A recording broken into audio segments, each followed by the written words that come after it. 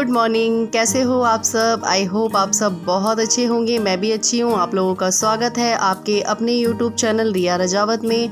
और यहाँ मॉर्निंग हो चुकी थी, चाय पी ली थी क्योंकि आज पानी नहीं आया था। वैसे तो सबसे पहला काम होता है पानी भरने का, तो आज तो स्टॉक कर रखा था पानी, तो इसलिए आज हम सुबह सुबह उठ के लग गए थे काम में। और पता है इतनी गर्मी हो रही है, इतनी ज़्यादा धूप हो रही है। सुबह सुबह 6 बजे ही इतनी तेज़ धूप निकल आती है और इतनी गर्मी हो जाती है ऊपर के कमरे में बहुत ज़्यादा।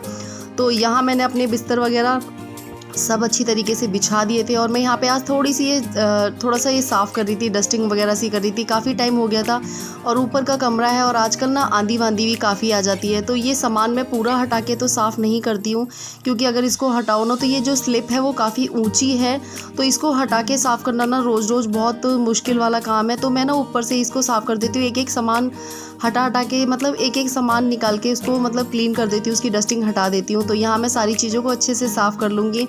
और सच में क्या बताऊँ, सुबह सुबह इतना काम हो जाता है ना, समझ नहीं आता है। और फिर दोपहर की टेंशन रहती है कि भाई जल्दी जल्दी काम करो, फिर काम करने के बाद फिर स्टिचिंग पे भी बैठना है। तो बस सारे काम मैं अपने जल्दी जल्दी निपटा लूँगी। और बच्चों को मैंने बोल दिया था कि वो नहा लेंगे क्योंकि उन्हें नहा के सुबह सुबह मेहंदी क्लास, परी को तो सुबह मेहंदी क्लास भी जाना होता है और ट्यूशन भी जाना होता है। तो मैंने 10 बजे से परी की मेहंदी क्लास कर दी और मैंने जो उसका ट्यूशन है वो 11 बजे करवा दिया है, तो दोनों चीज़ कर लेती है।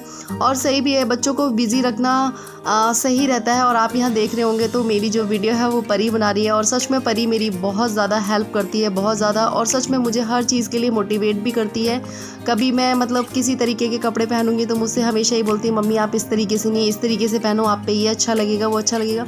तो बेटियाँ होती हैं ऐसी हैं कि बेटियों को मतलब माँ की जो प्रॉब्लम है वो दिखाई देती है।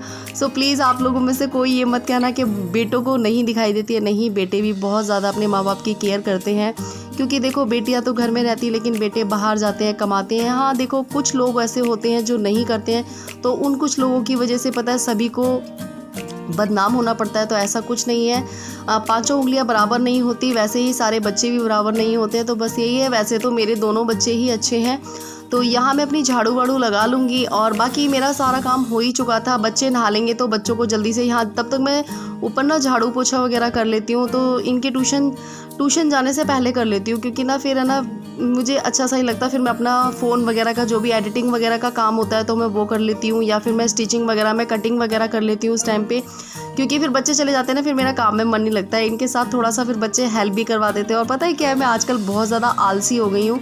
सो प्लीज़ मुझे कोई ऐसी टॉनिक बताइए जिससे मैं थोड़ा सा एनर्जीबल हो जाऊँ। पता है मैं पहले इतनी फुर्तीली थी, मेरी सिस्टर, मेरी भाभियाँ भी ये चीज़ बोलती थी कि दीदी सच में आप बहुत ज़्यादा फुर्तीली हो। लेकिन अब पता नहीं क्यों क्या हो रहा है कि मैं इतनी लेज़ी होती जा रही हूँ, दिन ब दिन लेज़ी होती जा रही हूँ। कोई काम करने का मन ही नहीं करता है। पहले मतलब मेरे को मन करता था ये बनाऊँ वो खाऊँ, मतलब, और अब इतनी आलसी हो चुकी हूँ, कुछ बनाने का मन नहीं करता है, ऐसा लगता है कोई बना के दे दे। तो यहाँ मेरा झाड़ू वाड़ू लग चुका था। तो झाड़ू लगाने के बाद यहाँ पे आप लोगों को पता है कि मुझे यहाँ पे ना मैं अंदर से झाड़ू लगा के लाती हूँ तो यहाँ पे ज़रूर धो देती हूँ, मतलब दूसरे तीसरे दिन में यहाँ पे ज़रूर धो देती हूँ क्योंकि अभी 2 दिन पहले बारिश भी आई थी ना, तो ऊपर वाली छत से पानी आता है तो यहाँ पे काफ़ी सारी मिट्टी हो जाती है, बहुत ज़्यादा मिट्टी हो जाती है। तो इस वजह से मुझे यहाँ धोना ही पड़ता है। और फिर यहाँ पे ये होता है शाम को हवा वगैरह चलती है तो यहाँ पे बैठ जाओ कुर्सी वुर्सी डाल के, बच्चे यहाँ पे खेलते भी रहते हैं। तो वही है कि जैसा भी हो साफ़ सुथरा रखना चाहिए, चाहे झोपड़ी हो चाहे महल हो, जब साफ़ सुथरा रहेगा तभी अच्छा लगेगा। तो जितना हो सकता है मैं उतना साफ़ सुथरा रखने की कोशिश करती हूँ। और यहाँ पे मैं नहा धो के नीचे आ चुकी थी और मैंने लड्डू गोपाल जी को नहला दिया था, वो मैंने आप लोगों के साथ शेयर नहीं किया। तो यहाँ पे बच्चे ट्यूशन जा चुके थे, परी मेहंदी क्लास से वापसी आ गई थी, ट्यूशन में थी और ट्यूशन बच्चों का पास में ही लगाया, ज़्यादा दूर नहीं है। तो यहाँ मैं नीचे झाड़ू पोछा करने लग गई थी। नीचे वैसे सुबह सुबह झाड़ू लगा देते हैं और मतलब जिस कमरे में पूजा करते हैं उसमें पोछा लगा देते हैं, लेकिन मम्मी यहाँ पे नहा धो रही थी, कपड़े वगैरह धो रही थी ना, तो फिर वो यहाँ पे मतलब गीला हो जाता है, तो मैं यहाँ पे साफ़ सफाई कर रही थी, पोछा लगा रही थी। तो यहाँ पे भी मेरा झाड़ू पोछा हो ही गया था। वही है ना कि अगर सेपरेट होता है ना तो एक बार झाड़ू पोछा कर दो तो पूरा दिन झाड़ू पोछा नहीं करना पड़ता, लेकिन यहाँ पे ना जब जितनी बार बर्तन धो उतनी बार झाड़ू पोछा करना ही पड़ता है।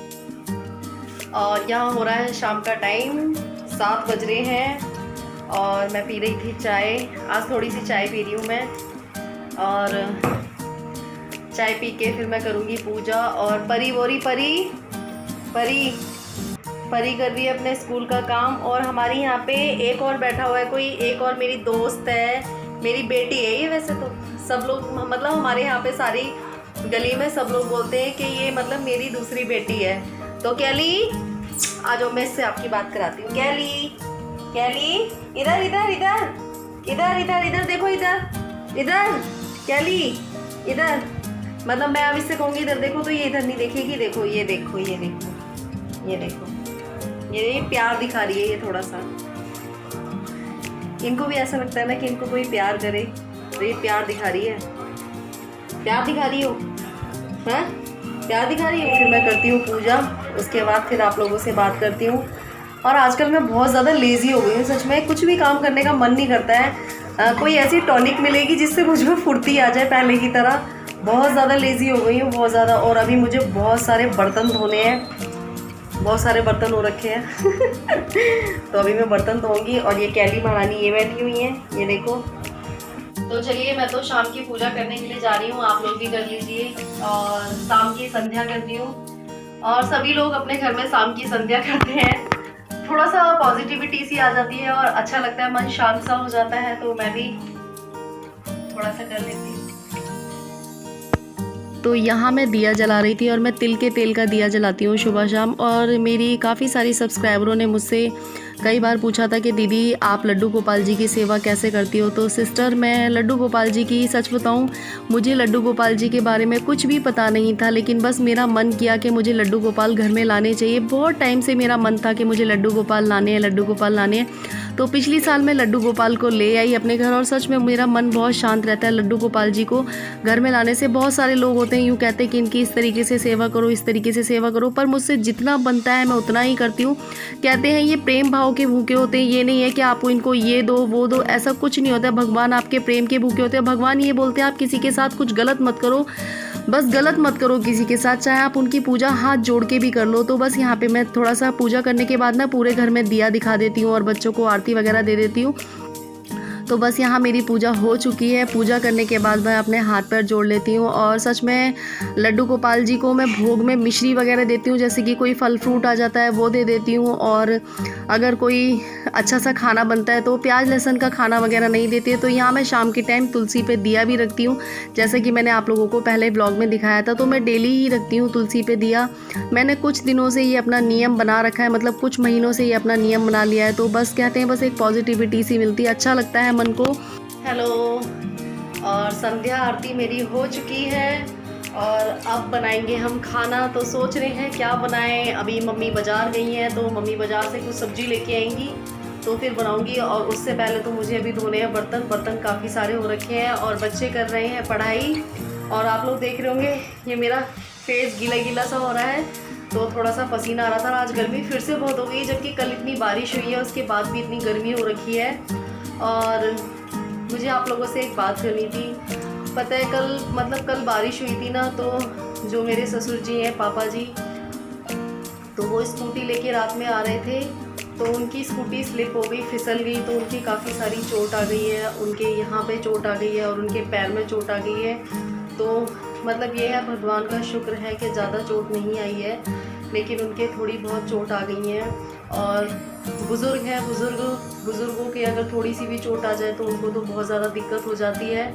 तो इस वजह से ना मैं आजकल है ना अच्छी तरीके से ब्लॉग नहीं बना पा रही हूँ, खाने पीने की ब्लॉग बिल्कुल भी नहीं बना पाती हूँ। और अभी इस टाइम बच्चों की क्लासेस वगैरह चल रही हैं, और बच्चों के काम करवाने में और स्टिचिंग करने में, इसलिए मैं कोई भी ब्लॉग अभी अच्छे से नहीं बना पा रही हूँ। अब मुझे पता है मेरी यूट्यूब फैमिली बहुत अच्छी है, वो मुझे समझ सकती है, समझती है। तो बस मैं अच्छे ब्लॉग बनाने की कोशिश करूँगी। तो चलिए मैं खाना वाना बना लेती हूँ, और अगर हो सका तो मैं ज़रूर शेयर करूँगी। और ये देखो शौर्य लेके आया है पतंग। मैं इसको पतंग उड़ाने के लिए इतना मना करती हूँ, लेकिन ये नहीं मानता है। और मैं उड़ाने नहीं दूँगी पतंग, बता रही हूँ, नहीं उड़ाने नहीं दूँगी मैं बिल्कुल भी। मैं नहीं पतंग नहीं उड़ाने दूंगी मैं। बस एक बार आप लोग इससे मना करना कि ये पतंग ना उड़ाया करें। मुझे पतंग उड़ाते हैं ना बच्चे बहुत ज़्यादा डर लगता है, क्योंकि एक बार हम लोग छोटे थे तो हमारे पापा के जो दोस्त थे ना, उनका जो लड़का है ना, पतंग उड़ाते उड़ाते छत से गिर गया था। मुझे तब से बहुत ज़्यादा डर लगता है, और मैं इसको जब भी ये पतंग उड़ाएगा ना, मैं इसको आवाज़ मारती रहती हूँ, और आँख बजते के साथ ही निकल जाता है, ये सुनता नहीं है बिल्कुल भी। और जबकि मैंने इससे कई बार, मतलब इसको रोज़ का नियम बना लिया है, इसने पतंग उड़ानी है। तो आप लोगों से ज़रूर समझाना कि ये पतंग ना उड़ाए। आप लोग तो हमेशा कहो कि मेरे को पतंग उड़ाने थे। देख रहे हो आप लोग, आप कहते हो ना कि शौर्य बहुत सीधा है, बहुत सीधा है शौर्य। शौर्य पूरे दिन मुझे नाच नचाता है, पूरे दिन। ये सोच लो अगर मैं ऊपर काम कर रही होती हूँ ना तो आँख बजते के साथ नीचे आ जाता है ये। आप कहते हो ना शौर्य बहुत सीधा बच्चा है, ये सीधा बच्चा नहीं है, बहुत टेढ़ा बच्चा है ये। उड़ा लो पतंग, सब लोग मना करेंगे पतंग उड़ाने के लिए। पूछ लो सबसे, कोई हाँ कर रहा है? बताओ, कोई हाँ करेगा? कोई भी हाँ नहीं करेगा। पूछ लो। करेंगे। नहीं करेंगे, कोई नहीं करेंगे, कोई भी नहीं करेंगे। आप लोग मना करना सब, ठीक है ना? पतंग उड़ाना गलत बात होती है। मैंने तो उस दिन गुस्से में कितनी सारी पतंगे फाड़ दी थी, गुस्से में। बताओ। फाड़ी तो थी। हाँ, पर मेरे को कुछ फायदा नहीं हुआ क्योंकि वो मेरी पतंग थोड़ी ना थी। गुस्से में मैंने, पता है, इसकी समझ के मैंने परी की पतंगे फाड़ दी और परी बेचारी बाद में रो रही थी। और फाइनली मैं यहाँ पे बर्तन धोने लग गई थी। सच में मैं बहुत ज़्यादा आलसी हो गई हूँ। हो जाता है कभी कभी ऐसा, सभी के साथ होता है, कभी ना कभी आलस आता ही है। और अगर आप लोगों को आज की वीडियो अच्छी लगी हो तो लाइक कमेंट शेयर ज़रूर करना। और जो लोग मेरे चैनल पे नए जुड़ रहे हैं वो मेरे चैनल को सब्सक्राइब कर लेना और जो पास में बेल आइकन होता है उसको ज़रूर दबा देना, जिससे कि आने वाली वीडियो का नोटिफिकेशन मिल जाए। Bye bye.